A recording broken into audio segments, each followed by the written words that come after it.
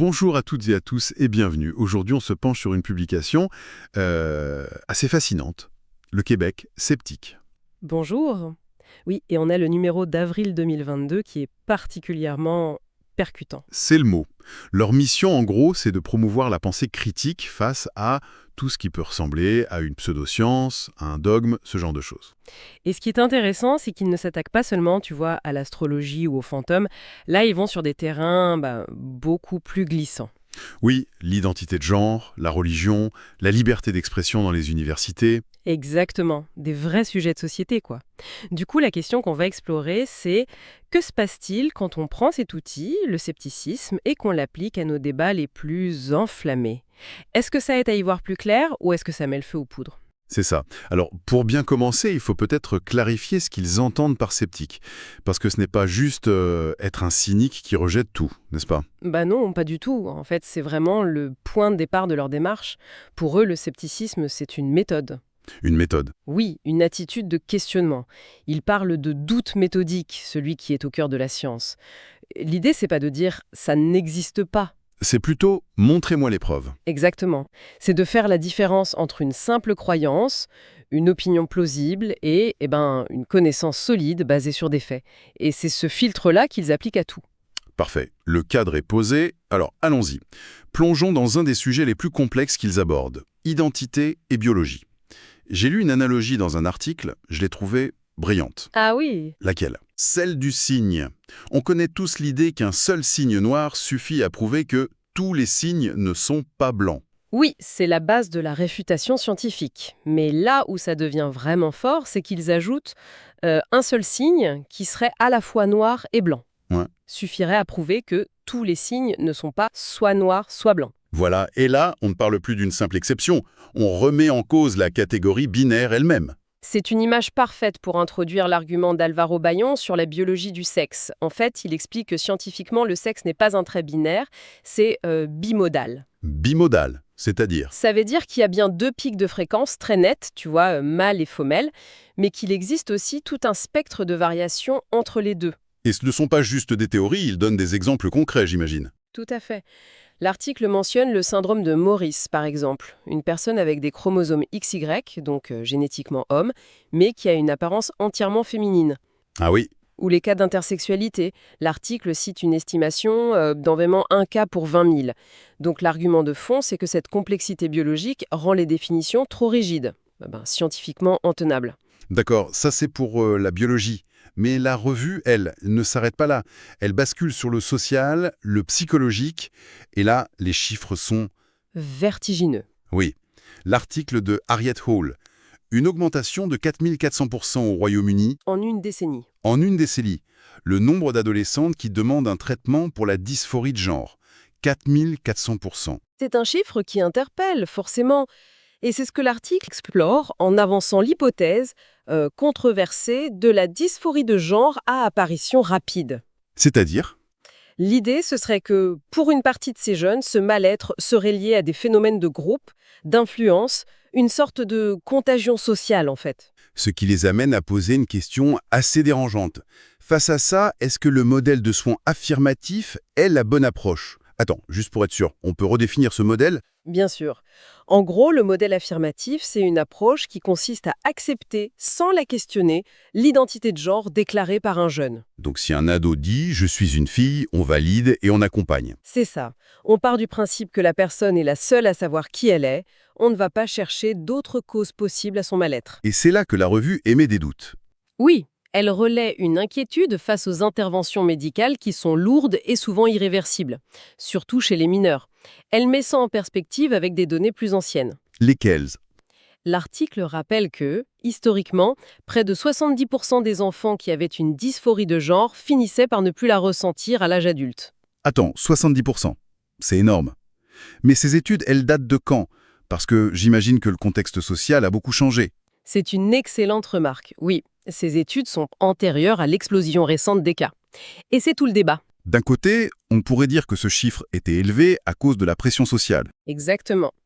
Et de l'autre, Les critiques, relayées par la revue, disent que ça prouve qu'une phase d'exploration est essentielle avant toute médicalisation. Le but de la revue n'est pas de trancher, tu vois, c'est de dire « attention, il y a un débat légitime à avoir », voilà, et qu'il est dangereux de le fermer au nom d'une seule approche, aussi bienveillante soit-elle. D'accord.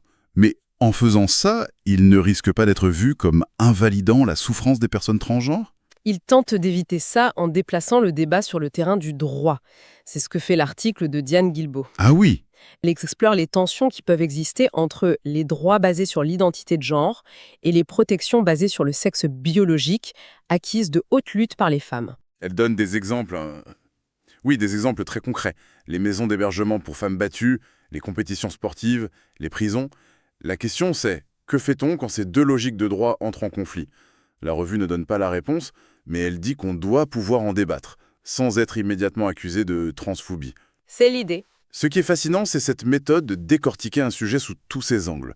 Et on la retrouve ailleurs, sur la religion par exemple. Absolument. Ils appliquent la même lentille critique. Il y a cet article de François Doyon qui pose une question toute simple. Avoir une religion rend-il meilleur? J'imagine que la réponse n'est pas juste oui ou non. Non, c'est un peu plus nuancé. L'article repart de Platon en fait. Carrément. Pour Platon, la religion pouvait être utile, mais à condition de la passer au crible de la raison. Il fallait, disait-il, expurger les mythes de tout ce qui était immoral. Donc, on ne rejette pas tout en bloc, on analyse, on trie. C'est ça. Et l'article fait la même chose avec les religions d'aujourd'hui. Il cite noir sur blanc des passages des textes sacrés. Qui pose problème? Oui, des extraits du Lévitique, des lettres de Paul, du Coran, qui sont utilisés pour condamner l'homosexualité. L'analyse est clinique. Elle montre comment une lecture littérale de ces textes entre en conflit avec nos valeurs modernes. C'est courageux comme démarche. Oui, mais l'article insiste sur une distinction clé. Ne jamais confondre les textes et les croyants. Le but n'est pas d'attaquer les gens, mais d'exercer une critique sur les idées. Et ce qui est frappant, c'est que cette critique des dogmes, il l'applique aussi à des dogmes qui n'ont rien de religieux, mais qui s'installent là où on s'y attendrait le moins. Dans les universités ? Exactement, c'est la transition parfaite. Il y a un texte de Daniel Tangaet, un professeur de philo, qui fait un parallèle assez audacieux. Oui, provocateur même. Il compare l'atmosphère actuelle autour de certaines théories identitaires au prosélytisme des groupes marxistes-léninistes dans les facs des années 70. Waouh, c'est d'une comparaison très forte. Il vise des théories en particulier? Il cite la théorie critique de la race. Son argument, ce n'est pas de nier le racisme. C'est de dire que quand une théorie devient un dogme intouchable, Alors le débat n'est plus possible. voilà. Si toute critique est vue comme une preuve de racisme, comme une attaque contre le progrès, alors la mission même de l'université, qui est la recherche libre de la vérité, est en péril. On remplace un catéchisme par un autre, en quelque sorte. C'est exactement son propos. Il dit que la discussion rationnelle est replacée par l'intimidation morale. Et au milieu de tous ces débats très sérieux, j'ai trouvé un article qui m'a fait éclater de rire. Ah mon Dieu! Lequel? Celui sur le jargon académique obscur. Ah, l'affaire Sokal. Un grand classique. Pour ceux qui ne connaissent pas, raconte-nous. En bref, c'est un physicien, Alan Sokal, qui en avait marre du jargon postmoderne. Il a écrit un article qui ne voulait absolument rien dire, mais en utilisant tous les mots à la mode. Et il l'a soumis à une revue très sérieuse. Qu'il a publié, sans se rendre compte que c'était un canular. Et l'article raconte qu'il y a eu une suite, Sota Lokar. Oui, c'est encore plus fou. Plus récemment, 3 chercheurs ont passé 1 an à écrire des articles bidons et à les soumettre à des revues de gender studies, queer studies. Et plusieurs sont passés. Non? Donne un exemple. Le plus connu, c'est un article qui analysait la culture du viol chez les chiens dans les parcs. C'est une blague. De créer une astrologie féministe et queer. Un autre encore, et c'est le plus troublant, était une réécriture d'un chapitre de Mein Kampf en remplaçant les juifs par les hommes blancs, mais en utilisant tout le jargon militant. Et ça a été accepté. Ça a été accepté. C'est à la fois drôle et absolument terrifiant. Oui, parce que ça pose une vraie question sur l'état de la recherche, dans certains domaines. C'est le point de la revue. Quand le jargon et l'idéologie prennent le pas sur la rigueur et la clarté, la recherche de connaissances elle-même est en danger. Alors, si on essaie de synthétiser un peu tout ça, qu'est-ce qu'on retient de cette plongée dans le Québec sceptique? Je crois que le message central, c'est que le scepticisme, ce n'est pas une position figée. C'est un processus. C'est un effort constant pour distinguer ce qu'on croit de ce qu'on sait. Un outil pour se protéger des excès de toutes les croyances, en fait, qu'elles soient anciennes ou très récentes. Exactement. Pour finir, j'aimerais qu'on laisse celles et ceux qui nous écoutent avec une dernière pensée, une idée un peu provocatrice. Elle est tirée d'une expérience de psychologie citée dans un vieil article de la revue. Je vois de laquelle tu parles. Elle montre que les personnes dites normales, non déprimées, ont tendance à croire qu'elles contrôlent des événements qui sont en fait purement aléatoires. On appelle ça l'illusion de contrôle. Les seules personnes qui évaluaient la situation de manière réaliste, Étaient les personnes dépressives. ce qui amène une question assez vertigineuse. Vas-y. Si notre cerveau, pour nous garder motivés, pour nous faire avancer, est en quelque sorte câblé pour une certaine dose d'auto-illusion, alors qu'est-ce que ça implique pour notre capacité à débattre rationnellement? Si l'illusion est notre état par défaut, est-ce que ça ne veut pas dire que la pensée critique est un combat permanent et peut-être même un peu contre nature?